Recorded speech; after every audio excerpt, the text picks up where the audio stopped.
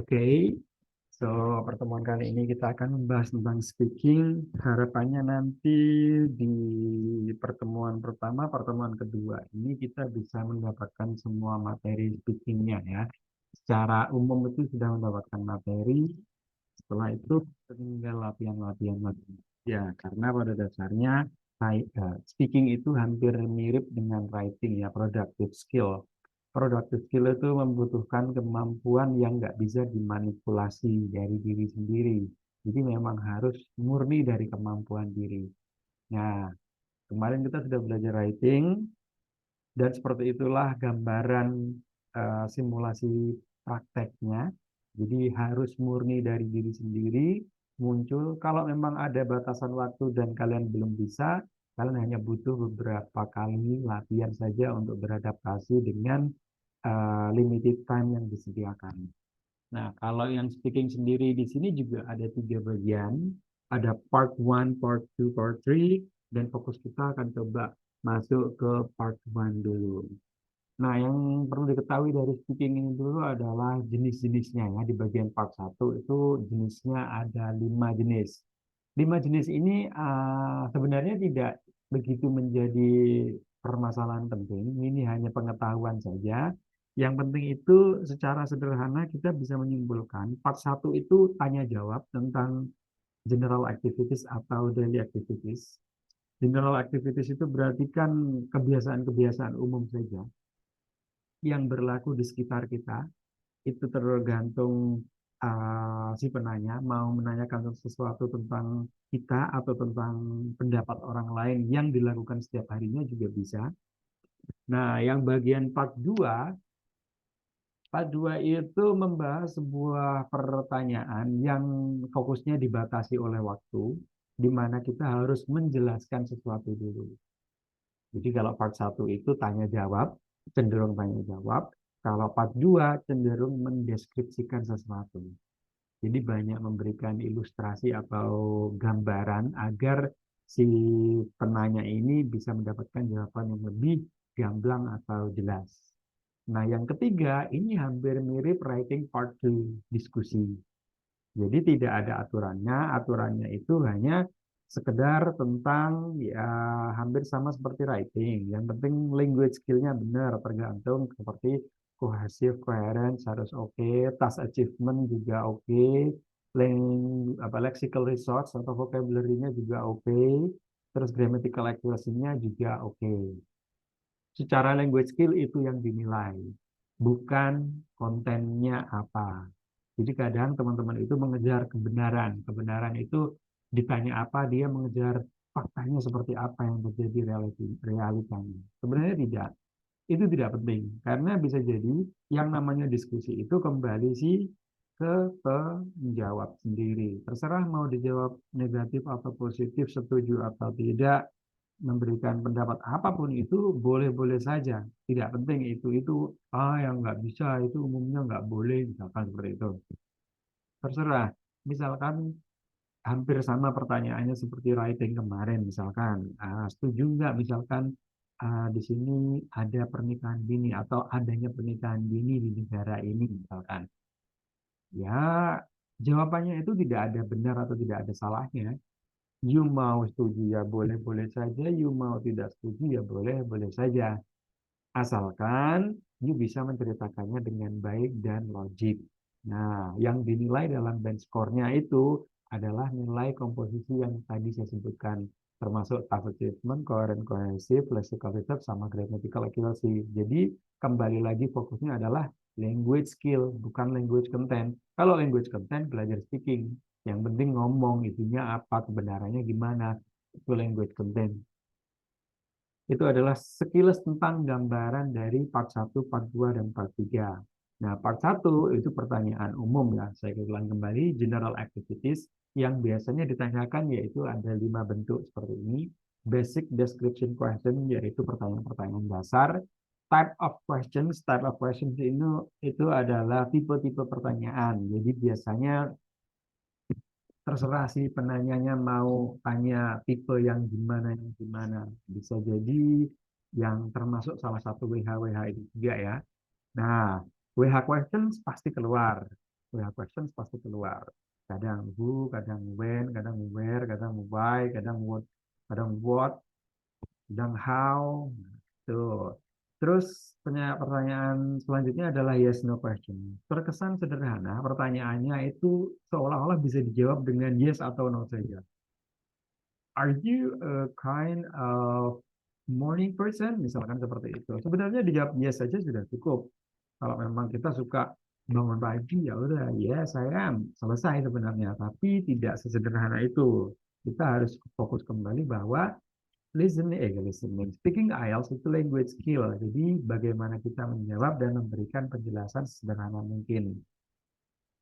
Jadi sebelum menjawab boleh dikasih alasan dulu atau baru dijawab yes atau dijawab dulu baru dikasih alasan juga boleh. Would questions adalah pertanyaan pengandaian.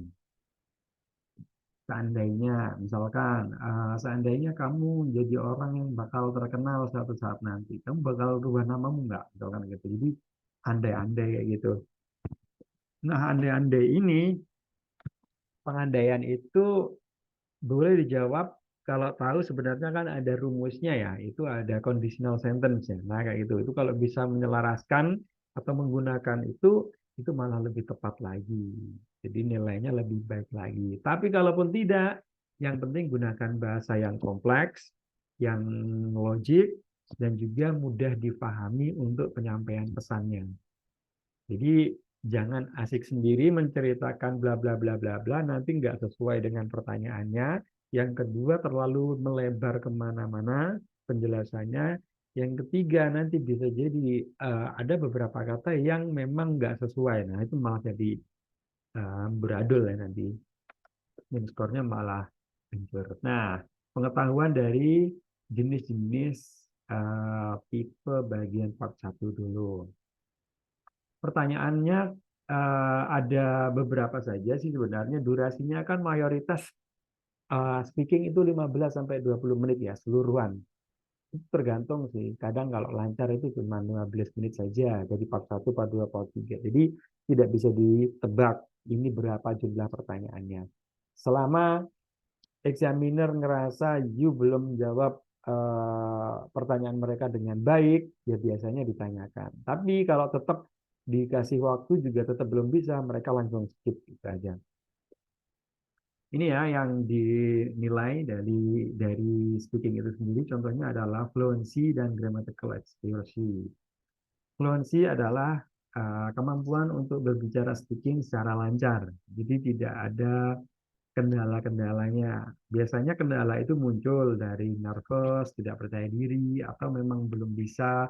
Itu akan banyak kendala di sini. Fluensinya diulang-ulang itu nggak boleh. Grammatical accuracy-nya sebenarnya tidak harus muluk-muluk seperti writing, nggak harus. Yang penting adalah penggunaan tensesnya benar, penggunaan subject verb-nya benar, itu biasanya lebih menyelamatkan. Jadi kadang orang-orang itu ngomongnya cepet, tapi kalau dikhawatirkan ngomongnya cepet dan memperburuk grammatical accuracy-nya, ya udah ngomongnya pelan aja, yang penting benar. Nah, next, boost your pronunciation. Nah, pronunciation ini sebenarnya juga nggak muluk-muluk amat. Yang penting adalah clear. Jadi kalau ketika you berbicara itu clear. Clear itu maksudnya vocabnya jelas. Kan ada tuh yang biasanya orang-orang itu ngomong vocabnya nggak jelas. Ketika tidak jelas ini ada dua kategori. Apakah benar si apa itu istilahnya si penanya ini atau examinernya nggak tahu artinya atau memang si yang menjawab atau yang lagi tes itu nggak ngerti apa yang harus diucapkan sehingga jadi dia sedikit lebih cepat dan ngeblur suaranya. Dan kedua, dia asal bicara saja. Yang penting kadang beberapa kata di skip gitu aja. Nah, jadi orang bertanya itu kan kadang ada dua alasan. Misalkan, pardon, what you mean about that? Misalkan ada dua kayak gitu tuh ada dua kemungkinan. Yang kemungkinan pertama dia itu nggak paham dia ngomong apa. Yang kedua, memang vocabnya itu tidak diperjelas. Jadi tidak diperjelas sehingga blur, sehingga kita itu nggak tahu ini vocab apa. Kalaupun dikasih tahu vocabnya, tetap kita juga nggak tahu. Nah itu juga kemungkinan. Jadi caranya burst pronunciation adalah dengan melatih listening, melatih reading, tapi reading aloud di sini ya. Reading aloud bukan reading comprehension, reading aloud yang kita keluarkan suaranya. Setelah itu speak. Speak itu berlatih bicara. Nah, berlatih bicara itu sendiri untuk melancarkan speaking itu sendiri. Jadi ini untuk memperjelas ucapan-ucapan kita sehingga kita tidak mendapatkan miskomunikasi nantinya. Avoid long pause. Avoid long pause itu berhenti terlalu lama atau jedanya kebanyakan. Biasanya avoid long pause itu karena memang stuck idenya. Kita udah bingung mau ngomong apa, dipaksakan nanti kemana-mana, nggak dipaksakan ini nggak tahu ngomong apa. Nah itu biasanya. Jadi imajinasinya ini stuck di sini. Makanya stepnya itu melatih ini adalah dengan menulis. Kalau menulis itu nggak ada permasalahan imajinasi, dalam arti tulis aman-aman saja. Biasanya ketika ngomong dia selancar itu. Makanya kalau ditakutkan ini nanti stuck, ya gunakan slow but sure saja. Ngomongnya pelan aja, yang penting idenya itu bisa tepat waktu di otak kita sehingga kita ketika memprosesnya kita tidak menemukan avoid long pause. Avoid long pause bisa terkendala juga karena awam. Awam itu jadi pertama masih jarang speaking, akhirnya berusaha mencoba speaking, bisa terjadi juga avoid long pause. Jadi selain imajinasi yang stuck tadi, yang kedua biasanya memang nggak pernah speaking, jadi banyak bingungnya. Yang ketiga memang vocabulary-nya itu terbatas. Jadi dia sempat diam, sempat bingung, itu sering. Avoid repetition, self-correction, and hesitation. Tidak hanya di writing, di speaking juga tidak boleh adanya repetition. Pengulangan kata diulang beberapa kali, pengulangan informasi itu juga nggak boleh dilakukan beberapa kali. Nah, latihannya dari writing lagi kan. Jadi kebiasaan menyebutkan hal-hal yang sama itu tidak diperkenankan. Memangnya salah ya nggak salah, tapi itu yang menurunkan nilai. Self correction, sering banyak teman-teman itu yang udah pinter grammar, tapi ketika mengucapkan dia itu miss. Nah, misalkan she don't understand, oh she don't understand kan nggak boleh. I mean, she doesn't understand ya gitu. Itu namanya self correction. Sudah tahu itu salah tapi dibenarkan sendiri, itu seperti repetition, pengulangan. Nah, itu juga tidak diperbolehkan. Kalau untuk latihan ya mungkin dapat teguran-teguran, tapi kalau udah official test nggak boleh. Jadi gimana dong? Ya hajar saja, lurus saja. Salah tadi ya wes salah nggak apa-apa, luruskan saja. Karena kadang kepercayaan diri kita menyampaikan sesuatu itu normal untuk membuat kesalahan.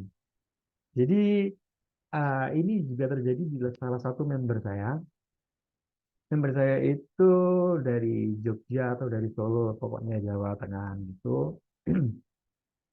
Dia itu cowok dan ketika speaking itu sebenarnya banyak kesalahan di grammarnya. Nah, menurut band descriptor itu masuk kategori grammatical accuracy-nya kan rendah itu, low banget itu. Tapi dia punya kelebihan di fluency dan apa ya, managing managing teknis. Jadi dia itu ngobrolnya itu bisa membuat environment ketika percakapan itu rileks atau sederhana. Jadi tidak terkesan seperti ujian. Jadi dia ngobrolnya santai banget gitu. Santai itu bukan intonasinya yang rendah terus agak lemes, bukan ya. Santai itu maksudnya enjoy tapi enjoy ya relax tapi nggak buru-buru dan nggak terlalu formal. Apapun pertanyaan examiner, dia bisa merubah itu seperti sebuah percakapan yang sebelumnya itu sudah pernah dilakukan gitu. Jadi dia relax banget. Nah, waktu training sama saya, itu saya sering koreksi bahwa grammarnya benar-benar perlu diperhatikan karena banyak sekali yang nggak penting, banyak sekali yang harusnya nggak diucapkan, itu diucapkan. Ternyata di akhir official test dia memberikan kabar bahwa dia dapat speaking itu band score-nya sekitar 7,5. Saya sendiri sempat bingung juga lah kok bisa ya kayak gitu. Emangnya you udah melakukan yang terbaik ya? Dia bilang sebenarnya ngobrolnya biasa-biasa aja seperti kita latihan. Namun saya merasa ada kelebihan sesuatu, yaitu saya percaya diri ketika menyampaikan sesuatu dan juga saya bisa merubah vibes-nya ini menjadi ngobrol bukan jadi ujian. Jadi kayak ngobrol sama eksaminernya itu jadi relax banget gitu.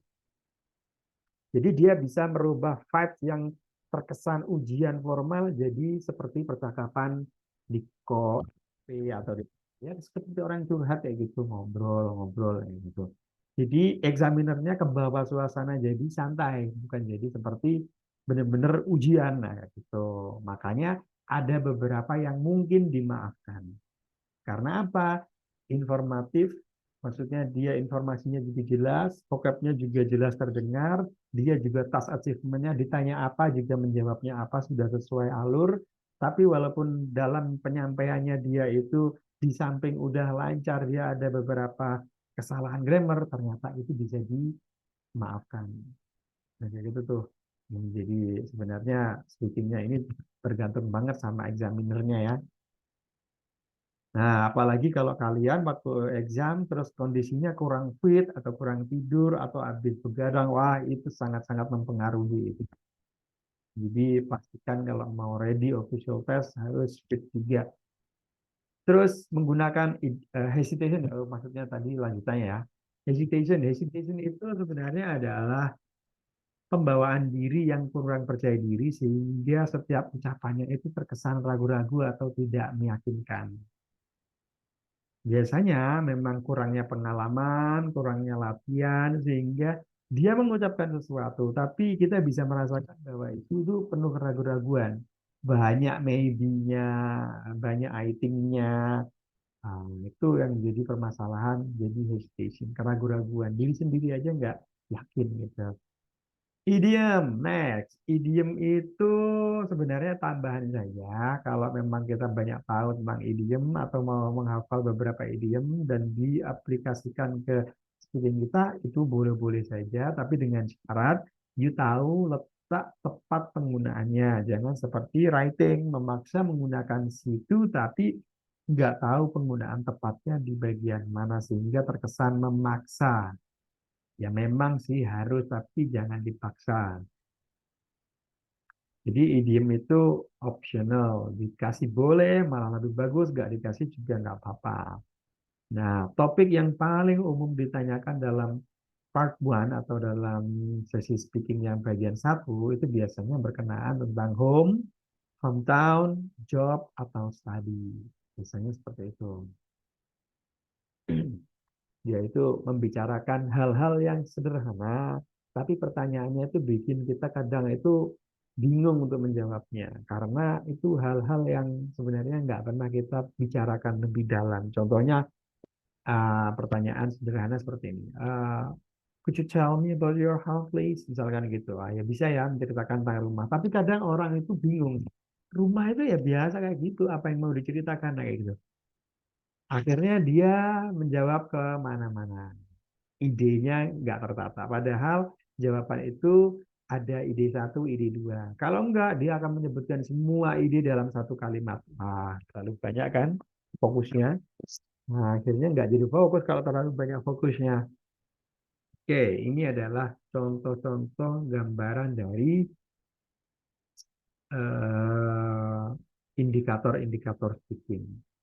Nah, di sini contoh dari pertanyaan-pertanyaannya. Tell me about the house or the flat you live in. Tell me about your city, describe your hometown, what's your main ambition, bla bla bla bla bla. Bisa terkesan apa itu privasi juga sih terkadang. Nah, tapi masalah privasi atau enggak itu sebenarnya tergantung kita sendiri sebagai penjawab mau jawabnya yang model gimana. Kalau you merasa ada beberapa yang harus benar-benar di privasi, ya udah nggak usah dijawab bagian itu. Kan masih banyak bagian yang lain. Contohnya misalkan tell me about your family. Kalau you nggak mau menceritakan tentang dua orang tua, ya udah ceritakan yang hal lain. Bisa menceritakan keponakan, paman, bibi, atau relatif yang lain itu juga boleh. Nah, dari semua pertanyaan ini, jangan lupa nggak usah terlalu jujur-jujur banget. Ingat lagi indikator speakingnya, Ya, you harus berbicara dengan lancar, informatif, dan juga perhatikan language skill-nya. Nggak usah terlalu jujur jika memang kejujuran itu membuat kalian itu stuck karena memang tidak terbiasa menjelaskan sesuatu dengan detail dan benar di sini. Dengan benar itu maksudnya dengan fakta. It seems like a simple question. Candidate must remember that the examiner is not asking this question because he or she wants to know something about your hometown. Remember, the examiner is not interested in you, your life, or anything you say. The examiner is doing a job. The job is to award score for spoken English in relation to the marking system. Examiner itu tidak ada hubungannya sama sekali dengan kehidupan kita. Jadi nggak usah benar-benar nyata, nggak usah benar-benar harus fakta. Yang penting adalah lancar language skill-nya benar. Karena yang dibutuhkan examiner adalah lancar language skill-nya bisa dinilai. Jadi nggak usah mencoba mengutarakan sesuatu fakta agar membuat si examiner itu akhirnya berbelas kasihan sama kita atau mungkin peduli dengan kondisi kita. No, nggak ada hubungannya sama sekali. Kan ada yang model speakingnya kayak gitu juga. Jadi menceritakan seolah-olah kita itu jadi terkesan low profile banget gitu ya. Nggak apa-apa, meskipun meninggi pun juga nggak masalah karena fokus mereka adalah ke marking system, penilaian saja. Nah, dari pertanyaan ini sebenarnya ada opsi nih, ada dua opsi. Saya selalu memberikan dua opsi pada teman-teman ya. Di sini itu yang diminta adalah natural speaking. Natural speaking itu di mana kalian itu bisa berbicara secara natural, tidak dibuat-buat dan tidak terkesan hafalan. Tapi ada juga di sini textual book. Kalian nanti akan dituntut untuk membicarakan sesuatu atau membuka sebuah percakapan dengan formula-formula tertentu, dengan struktur-struktur tertentu. You harus ucapin ini dulu, baru silakan ucapkan yang selanjutnya, itu ada. Jadi ada dua style. Yang pertama secara natural, you jawab aja, yang penting ada beberapa yang harus diatur di awal-awal. Nah, yang kedua, textual. Speaking textual itu agak berat bagi saya. Saya sebenarnya kurang suka. Karena apa? Kita memaksa beberapa test taker itu jadi berat di awal. Karena apa? Berat di awalnya itu kebanyakan IELTS yang belajar IELTS itu mereka itu yang last minute sih kebanyakan. Makanya last minute itu nggak cocok untuk textual book. Textual books itu maksudnya adalah kalian mempelajari aturan-aturan bagaimana seharusnya jawaban itu diberikan. Contohnya seperti ini. Cara menjawab itu nggak langsung misalkan ditanya, tell me about the house or the flat you live in. Okay, thank you for your question. My house is bla bla bla bla bla bla bla bla bla bla. Itu jadi langsung short to the point. Itu langsung hit the nail ya, langsung intinya langsung. Nah, kayak gitu tuh juga sebenarnya nggak masalah aja, nggak masalah, aman-aman saja. Ada juga yang textual books versi yang kedua. Jadi kalian membukanya dengan pembukaan dulu. Misalkan, tell me about the house you live in. Misalkan, okay then, the first thing I should mention about my house is blah blah blah blah blah blah. Well, you know, the first thing I should mention about my house is that I'm going to tell you about the building itself. Misalkan gitu. Jadi ini lebih bagus sebenarnya, tapi membutuhkan waktu yang lebih lama. Nah, ini kembali ke peserta atau pembelajar. Silakan. Mau yang mana? Saya nggak begitu suka karena apa? Karena ini terkesan membebani, sedangkan kebutuhan siswanya sudah lebih cepat. Nah, nanti ketika menghafal model-model kayak gini, terkesan monoton. Misalkan nih baru satu yang bisa dihafal. Oke, okay, then the first thing I should mention about that, saya yakin itu dipakai terus sampai part 2 atau part 3. Nah, itu yang berbahaya. Padahal nggak boleh monoton, nggak boleh repetition. Jadi maksudnya nggak boleh monoton ya sekali-kali jangan diulang dalam kondisi yang sama. Di part satu ya gunakan 2 atau 3 kali dengan pertanyaan yang berbeda. Jangan setiap pertanyaan terus sama. Wah, itu bahaya. Nah, ini boleh nanti saya akan share, silakan dipilih salah satu. Nah, ini ada poin-poinnya. Yang saya suka itu ada poinnya. Jadi ketika menjawab tidak langsung eh, wild gitu ya, wild answer gitu ya, liar jawabannya kemana-mana. Harus yang penting masalah rumah. Nah, ini bahaya. Jadi sebenarnya cara menjawab itu ada idenya. Misalkan tell me about the house you live in. You mau cerita apa tentang house dulu? Misalkan saya pengen tentang rumah, yang kedua tentang furniture. Nah, kayak gitu. Berarti yang tertata tuh. Kalau tertata ya udah dijawab. Well, first of all, the first thing I should mention about my house is that I'm going to tell you about the building itself. Misalkan gitu. Jadi ngomongin buildingnya dulu, bla bla bla bla bla bla bla. Terus yang kedua berarti kan tadi ngomongin furniture kan. Di sini sebenarnya ada penjembatannya. Another point which I could add about my house is that the furniture itself. Misalkan gitu. Jadi poin kedua yang saya mau sampaikan adalah tentang furniturnya. Nah, baru deh fokus bla bla bla ngomongin tentang furniture. Selesai, aman. Kalau ada tiga gimana? Nggak apa-apa. Misalkan selain building sama furniture, you mau ngomongin tentang lahan, misalkan, atau tentang garden, misalkan, atau the facilities, boleh-boleh saja. In addition to what I've just said, I can add about my house that I still want to talk about the park I have.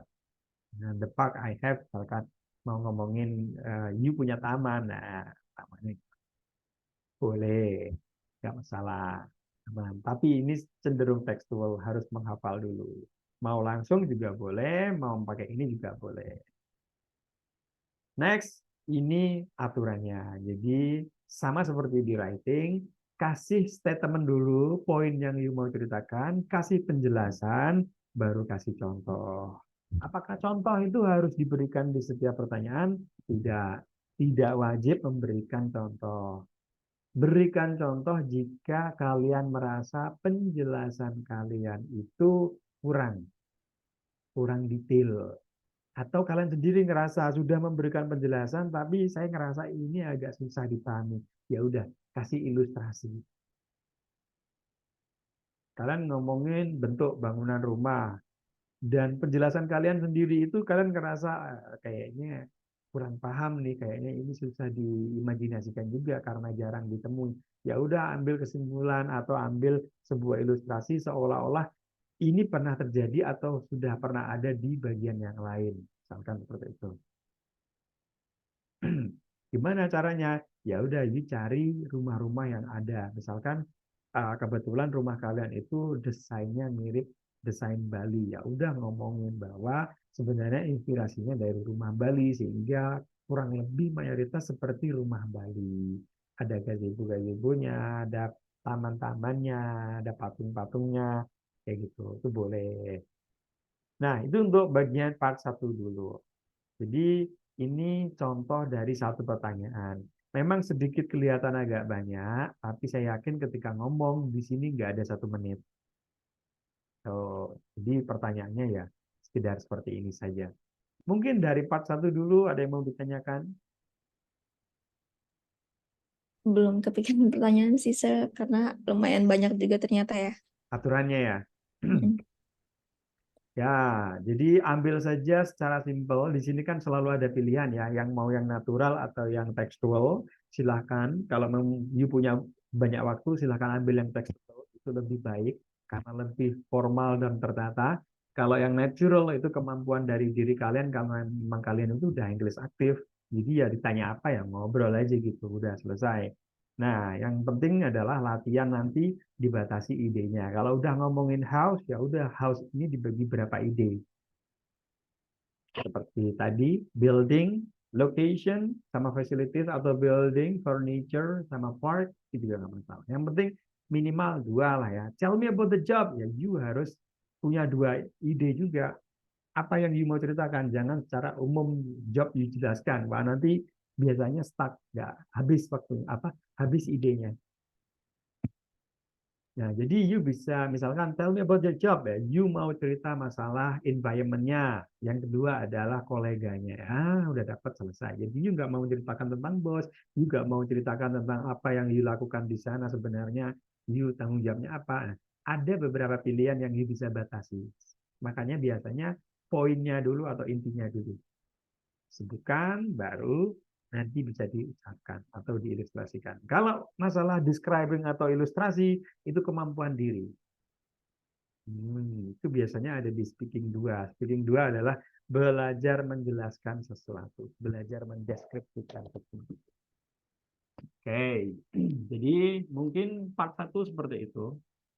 Belum ada Oh iya, pertanyaan ya? tadi udah sempat ada slide tentang hal-hal yang perlu diperhatiin belum ya, kayak misalnya buat vibes yang nggak terlalu kaku, terus kayak fluensinya, grammarnya, kayak hal-hal kayak gitunya. Sebenarnya kalau vibes-nya nggak ada di sini. Karena kalau teman-teman lancar, sebenarnya juga nggak harus ya menciptakan vibes relax mungkin itu nggak harus. Itu hanya opsi saya yang baru karena dapat insight dari member yang barusan tes gitu aja di tahun 2023 pertengahan bulan. Di situ dia menceritakan seperti itu. Jadi saya sebenarnya juga nggak kepikiran kalau harus relax itu atau seringan itu, se-enjoy itu, saya nggak kepikiran karena ini official test gitu ya, ini tes resmi, jadi nggak bisa seperti ngobrol sama trainer nggak bisa. Ternyata dia terapkan dengan cara yang sama seperti ketika saya ngobrol sama dia gitu. Jadi ngerasa bahwa ya jelasin aja. Tapi cara merubah vibes atau kondisi itu sebenarnya dari fluency ini. Kalau kita terbiasa dan memang lancar, kita bisa merubah percakapan itu jadi seperti apa. Jadi percakapan itu kita sendiri yang buat. Ini jadi tegang seperti visual test beneran resmi gitu. Atau kita ya ngobrol biasa aja. Tapi tetap dalam koridor yang benar, yaitu ya kita tetap perhatikan tentang grammarnya, kita tetap perhatikan dengan pertanyaannya agar tidak eh, mana pertanyaannya. Itu masih bisa. Jadi saya tidak memberikan masukan di sini ke perubahan vibes yang lebih relax atau enjoy. Enggak. Itu memang kemampuan diri agar untuk lebih percaya diri. Nah, itu ya. Oke. Lalu di luar kayak latihan-latihan atau misalnya coba ditulis jawaban dari pertanyaan pertanyaan yang suka muncul, itu ada tips-tips lagi gitu nggak sih, Sir, untuk speaking ini? Kenapa harus ditulis? Mau ditulis apanya? Jawabannya gitu ya. Ya kan tadi ada pertanyaan-pertanyaan yang suka muncul gitu kan, Sir. Nah, Ah, kayak kita bisa coba, ini bukan pas tes gitu ya, tapi kayak ya, belum ya, latihan, ya. apakah kita bisa misalnya nulis dulu kira-kira jawaban yang mungkin akan bisa kita sampaikan nanti waktu tes kayak gitu. Oh, tidak, sangat-sangat tidak bisa. Itu sangat-sangat unpredictable. Oke. Sama seperti ini ya, topiknya itu home, hometown, job itu tadi. You nggak akan pernah bisa mempersiapkan pertanyaan apa aja tentang home. Kita nggak akan pernah tahu pertanyaan apa, tapi topiknya pasti tentang rumah gitu. Kalau untuk tepatnya sehingga kita bisa persiapkan, nggak bisa. Makanya kan butuh kemampuan untuk memberikan respon secara secara aktif dan secara tepat. Gimana tuh? Nggak bisa itu dipersiapkan dengan cara ditulis, tapi bisanya dipraktekkan terus. Ya kita ngobrolin rumah terus dalam beberapa kali, tapi dengan beda-beda pertanyaan. Itu hanya untuk menstimulasi otak kita agar mudah merespon sesuatu tanpa kendala. Kalau udah bahas rumah, aman deh. Misalkan kayak gitu. Ya pasti rumah itu yang ditanya pasti tentang deskripsinya yang pasti ya. Deskripsi itu misalkan gini, coba ceritakan tentang rumahmu. Nah kayak gitu. Itu biasanya muncul. Ceritakan tentang rumahmu itu tergantung pilihan kita sendiri kita mau menceritakan apa. Nggak harus seluruhnya diceritakan. Tapi kalau pertanyaan itu hal baru buat kita bingung mau menceritakan apa dulu. Karena kita ngerasa itu hal yang nggak menarik. Rumah ya biasa aja ya gitu. Kayak rumah-rumah biasanya kan gitu akhirnya. Padahal si examiner itu memang mencoba men-challenge kalian itu dari pertanyaan-pertanyaan sederhana. Tapi kalau kita sudah latihan, ya udah langsung ambil. Oke, saya punya dua yang mau saya ceritakan tentang rumah saya. Oke, tepatnya kalau saya mau menceritakan rumah, di sini saya menceritakan tentang desainnya. Misalkan kayak gitu. Itu kalau you tahu tentang desain-desain. Kalau nggak tahu ya wes, cari yang lain. Saya mau menceritakan tentang rumah saya tepatnya pada warnanya. Kenapa saya harus menceritakan tentang warna? Ceritain, bla bla bla. Ambil topik yang sekiranya tentang rumah itu buat kalian itu ringan. Kan seperti itu. Kadang juga ditanya, apakah kamu juga rajin membersihkan rumahmu seperti itu? Kan kemungkinan-kemungkinan juga. Oh iya pasti. Lebih tepatnya biasanya you harus tekankan. Saya sering kok dengan membersihkan rumah, tapi lebih tepatnya yang paling sering dibutuhkan untuk dibersihkan adalah di bagian ini karena ini, misalkan gitu. Dan kalian ngerasa jawaban kalian itu kurang kuat, kasih ilustrasi. Seperti kemarin saya itu juga harus membersihkan dalam seminggu sekitar hampir 4 kali di bagian ini sendiri, gitu. Karena potensi untuk mendapatkan debu atau kotorannya itu lebih rawan dan sering digunakan untuk aktivitas misalkan seperti itu. Jadi itu pilihan pribadi, tidak bisa disiapkan. Persiapannya adalah latihan terus untuk segala topik dan mendapatkan respon secara spontan dan bisa lebih baik atau fluensinya dapat baik. Itu ya. Jadi agak susah nih kalau dipersiapkan. Bakal banyak banget pertanyaannya. Oke? Oke, oke. Part 1 aman ya. Menjawab. Part 1 aman, jadi insya Allah besok kita langsung praktek. Nah, sekarang saya akan sedikit jelaskan dari part 2. Part 2 itu sedikit juga, cuman cenderung ke apa itu aturan-aturannya aja. Maksudnya aturan kan ada batasan waktu. Sebenarnya di part 1 itu juga ada batasan waktu. Cuman batasan waktunya itu tidak sedetail yang ada di part 2. Kalau part 2 itu hanya khusus 2 menit saja ketika ngobrol.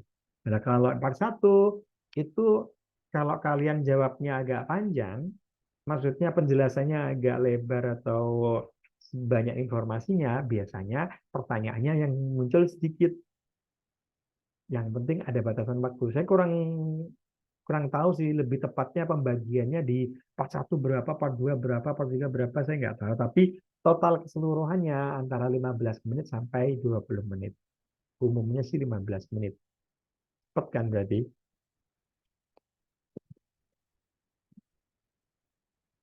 Sedikit saya akan menjelaskan speaking part 2. Part 2 itu cenderung memberikan penjelasan. Intinya gitu ya. Jadi kita itu langsung memberikan penjelasan yang sedikit agak panjang kepada examinernya.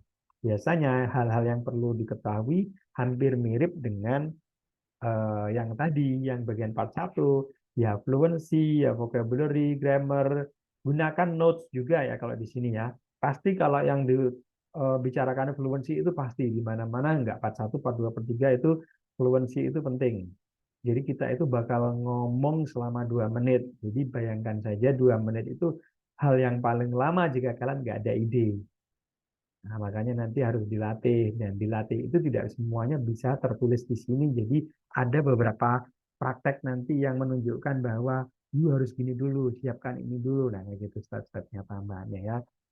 Vocabulary, vocabulary itu kalau kalian tahu uncommon vocabulary itu lebih baik. Sekali lagi, kalau nggak tahu ya udah gunakan yang kalian tahu dan pasti tepat penggunaannya. Jangan mencoba sesuatu yang asing tapi malah salah penggunaannya. Grammar. Whatever you are saying in part 2, say it with a complex sentence. If necessary, use a variety of tenses. Gunakan complex sentence seperti which, tapi jangan which is terus ya. Maksudnya ya yang lain, whom, where. Nah, apakah bagus menggunakan that? Bagus, tapi jangan semuanya pakai that. Kalau bisa gunakan variasi tenses. Variasi tenses itu sekali lagi kalau tahu tepat penggunaannya. Jangan mencoba menggunakan variasi tenses kalau kita sendiri pun juga kurang yakin atau belum banyak tahu tentang fungsinya. Use your notes. Commonly people don't do it atau don't do that. Di sini di bagian part 2 itu ada sesi di mana you bakal dikasih apa itu namanya pertanyaan secara langsung. Biasanya ada 3 sampai 4 pertanyaan. Jadi kalian nanti akan disuguhkan 4 pertanyaan dan kalian diwajibkan menulis sesuatu selama 1 menit untuk membantu pembicaraan kalian. Jadi itu nanti juga ada teknisnya, gimana nulisnya. Ketika dikasih pertanyaan, tulis poin-poin atau ide-idenya saja. Jangan ditulis berupa kalimat atau penjelasan. Nomor 1 menanyakan tentang ini, jawabannya tentang ini. No, kalian nggak punya waktu untuk itu nanti. Jadi 4 pertanyaan itu kalau bisa tulis kembali tapi dengan kode. Misalkan tell me about the house you live in. Berarti ya telling about the house gitu aja. Telling about house. Itu bisa disingkat-singkat karena catatan itu buat kalian sendiri. Jadi nggak apa-apa disingkat-singkat. Yang penting kalian paham. Pertanyaan pertama harus menjawab tentang apa. Pertanyaan kedua, where do you like the most the location you always stay misalkan gitu. Nah, itu juga ditulis berarti wah ini pertanyaan banyak. Jadi the place I like the most misalkan kayak gitu. Dah, itu kalau nulis biasanya nggak perlu dilihat tulisannya. Jadi kalian fokus ke pertanyaannya, tulis saja. Jadi coret-coretan nggak masalah, nggak rapi juga nggak masalah. Yang penting adalah kalian bisa mengcover semua pertanyaan itu secepat mungkin. Habis itu kalian punya waktu beberapa detik untuk melihat apakah pertanyaannya udah sesuai dengan yang tadi. Kalau nanti sudah sesuai dan masih ada beberapa waktu, bayangkan kalian mau jawab apa. Kalau masih ada waktu untuk menjawab, tulis beberapa poin. Misalkan disuruh jabarin rumah, ya udah kalian pengen jawab A, bahas tentang apa dulu, B tentang apa dulu. Kalau yang C kayaknya satu jawaban saja, ya udah tulis A saja. Misalkan seperti itu. Yang terakhir, pertanyaan terakhir itu biasanya explain atau describe. Itu agak panjang. Jadi caranya adalah 3 pertanyaan pertama dijawab secara sederhana, nggak usah banyak informasi. Yang terakhir nih kuncinya untuk ngontrol waktu. Biasanya di describe atau explain itu butuh jawaban yang sedikit lebih panjang daripada yang lain. Makanya caranya dalam menghabiskan waktu 2 menit adalah jawab 3 pertanyaan pertama secara sederhana, yang terakhir ini yang you harus telling story atau describing something sambil ngontrol prediksi ini kelamaan nggak ya kayak gitu. Makanya butuh latihan untuk memprediksi 2 menit itu seberapa informasinya. Dan makanya sarannya adalah jangan lupa lihat notes-nya. Note ini bantuan kita untuk tetap stay on the track. Kadang orang itu ditulis kelas ditutup, nggak dilihat sama sekali seolah-olah kita paham. Ya nggak apa-apa kalau udah terbiasa. Kalau nggak terbiasa, dikhawatirkan ada beberapa pertanyaan yang you nggak jawab. Ah, itu malah nggak sesuai task achievement-nya nanti. Nah, answer all the questions ya. Makanya menggunakan use your note tadi untuk memberikan semua pertanyaan agar tetap tercover. Keep it simple and keep it logical. Nggak harus muluk-muluk yang ribet-ribet ya. Jelaskan sesederhana mungkin, tapi juga masuk akal. Masuk akal itu tidak perlu nyata. Yang penting adalah orang itu bisa menangkapnya dengan maklum. Oh iya ya juga ya, umumnya juga seperti itu. Nah kayak gitu. Jadi keep it logic ya. Jangan terlalu kreatif. Ingin menjelaskan banyak hal, ternyata stuck di tengah. Akhirnya nggak bisa closing, akhirnya diem saja untuk penutupnya. Wah itu malah buruk itu. Itu sering terjadi. Jadi ngerasa masih ada punya banyak waktu ketika menceritakan di tengah-tengah bingung. Nah, idenya stuck kan. Ketika ide stuck itu sangat berbahaya. Jadi kalau emang informasinya cukup, ya udah cukup, selesai. Yang penting ketika menjelaskan, selesai penjelasannya, tutup. Atau turunkan nada bahwa itu menandakan informasinya sudah cukup. Selesai. Jadi jangan mencoba memberikan penjelasan yang pada akhirnya you nggak tahu ujungnya. Next, yang perlu kita bahas adalah sedikit pengetahuan tentang apa itu judul atau topiknya atau temanya ya. Ini tidak bisa jadi acuan, ini hanya bersifat optional juga, maksudnya hanya gambaran saja. Kadang kalau you dapat topik restoran di bagian di bagian part 1, biasanya di bagian 2 itu masih berhubungan dengan restoran juga. Jadi kalau yang pertama pertanyaan tentang home, biasanya yang kedua juga masih berkaitan tentang home. Kalau pertanyaannya tentang job, biasanya pertanyaan kedua atau part 2 question yang di bagian seksi yang kedua itu juga kurang lebih tentang job juga. Tapi itu hanya sebagian kecil juga. Bagian yang lain masih tidak bisa dipungkiri kadang juga mendapatkan topik yang berbeda. Di sini ngomongin home, di part 2 ngomongin job, yang part ketiga ngomongin tetangga. Itu juga masih kemungkinan terjadi juga. Jadi ini hanya gambaran sekilas saja. Nah, vocabulary. Vocabulary itu sebenarnya normal-normal saja. Kalau kalian mau latihan menulis dulu juga nggak apa-apa, tapi dengan satu kondisi kalian punya waktu yang lebih lama, yaitu cara menjawabnya itu ditulis dulu. Jadi kalian itu sempat apa ya, earn vocabulary. Kalian tetap gain vocabulary dulu. Misalkan ngomongin home, kemungkinan vocab-vocabnya apa aja ditulis dulu. Kan ada nih, ada yang langsung bisa, ada yang nggak bisa sama sekali speaking. Jadi ketika mereka itu nggak bisa speaking sama sekali atau nggak ada ide, mereka bisa menuliskan dulu pertama ilustrasi idenya. Yang kedua, mereka akan mencoba menjabarkan atau menjelaskan. Dari situ mereka akan menemukan kendala-kendala vocabnya. Oh, ini saya nggak bisa, vocabnya apa ya? Ditulis dulu, tulis dulu. Nah, jadi mereka itu lebih lebih basic lagi. Tapi kalau kalian ngerasa udah English aktif, bisa menjelaskan semua topik dengan vocab-vocab yang kalian miliki, ya nggak perlu persiapan kayak gini. Next, ini adalah contoh sedikit pertanyaannya. Describe sport that you like playing or watching. Gambarkan sebuah olahraga yang kalian suka mainkan atau tonton. You should say, di sini pertanyaannya, what the sport is. Terus pertanyaan kedua, how often you play or watch it. Pertanyaan ketiga, why you like it. Pertanyaan keempat, whether it's popular in your country. Apakah itu cukup terkenal? Nah, jadi kalian itu mendeskripsikan di sini. Nah, saran saya, tiga pertanyaan yang pertama ini sederhanakan jawabannya. Yang terakhir ini yang perlu banyak ilustrasi atau penjabaran informasi. Oh, kalau ngomongin sport ini sebenarnya sangat-sangat tidak populer sih di bagian daerah tertentu, tapi khususnya di bagian kota saya ini sangat-sangat populer gitu karena dia itu juga banyak diminati oleh kalangan-kalangan figur tertentu sehingga memotivasi para pemuda untuk following trend misalkan seperti itu. For example, nah kayak gitu, sebutkan ceritanya. Jadi lebih banyak ceritanya yang di akhir. Jangan coba-coba berikan banyak penjelasan di kalimat awal. Biasanya jebakannya adalah ketika kalian sudah menjelaskan banyak informasi di awal, waktunya sudah mepet, ternyata yang terakhir butuh informasi yang lebih panjang. Biasanya explain atau describe. Nah, akhirnya nggak jadi describe karena waktunya limited. Emangnya kalau waktunya habis, apa yang terjadi? Kalian akan di stop secara sepihak. Di bagian part satu juga, kalau kalian menjelaskan terlalu melebar keluar dari konteks, biasanya di stop.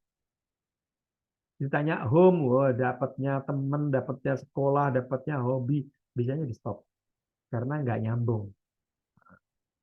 Tuh, jadi part 2 juga gitu. Kalau waktunya sudah habis, kalian akan diberi waktu. Oke, time is up seperti itu. Tapi kalau tetap tetap dilanjutkan, biasanya di stop. Stop. Tuh, karena kalian sudah over limit. Nah, itu ya. Ini adalah contoh pertanyaannya. Jadi munculnya nanti kemungkinan seperti ini pertanyaannya. Nah, ini adalah cara mengambil note. Misalkan di sini ada pertanyaan, there are best moment when sometimes we accidentally meet our idol. Describe a famous person you would like to meet.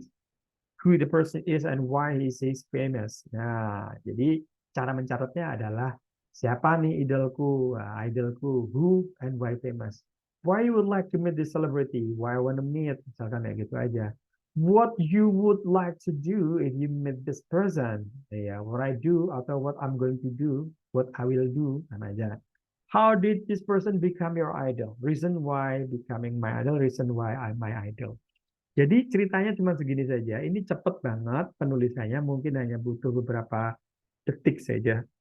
Mungkin 10 detikan. Setelah itu, jika masih tersisa banyak waktu, bayangkan jawabannya apa saja. Jadi, saya mau cerita apa aja. Kenapa saya bertemu langsung coba. Kalau memang takut khawatir lupa, tuliskan karena masih banyak waktu, nggak apa-apa.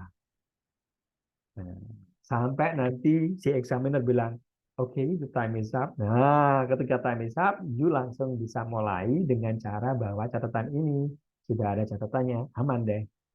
Ada tuntunannya, nggak apa-apa. Karena memang pertanyaan ini tidak dipertanyakan lagi, tapi you harus menjawab secara keseluruhan dalam satu sesi jawaban selama 2 menit. Selesai. Itu gambaran part 2. Sampai sini clear? Cukup clear, Sir. Nah, kalau sudah cukup clear, berarti besok tinggal penerapannya. Kenapa harus diterapkan? Biar langsung tahu di medannya gimana, kondisinya gimana, dan kesalahan yang dibuat di mana. Secara teori itu seperti itu saja.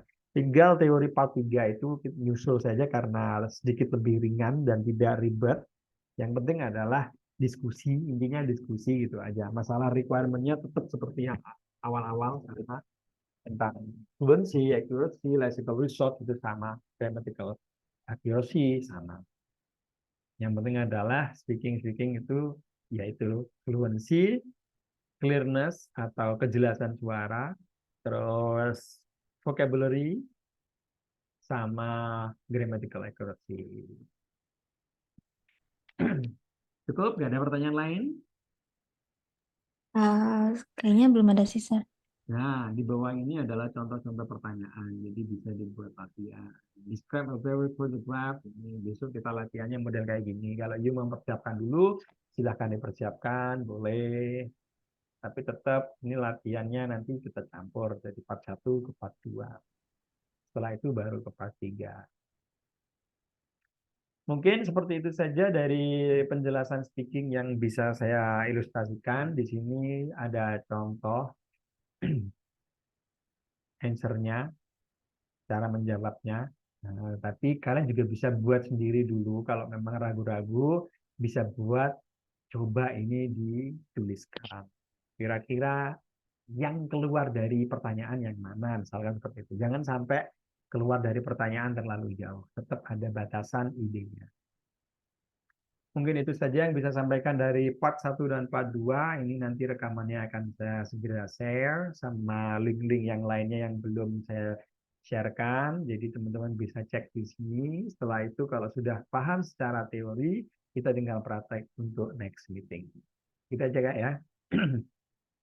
Oke. So thank you for joining today. If you have no questions, so we meet again for tomorrow. Thank you. Have a great day and see you tomorrow. Assalamualaikum warahmatullahi wabarakatuh. Bye-bye. Thank you, Sir. Welcome.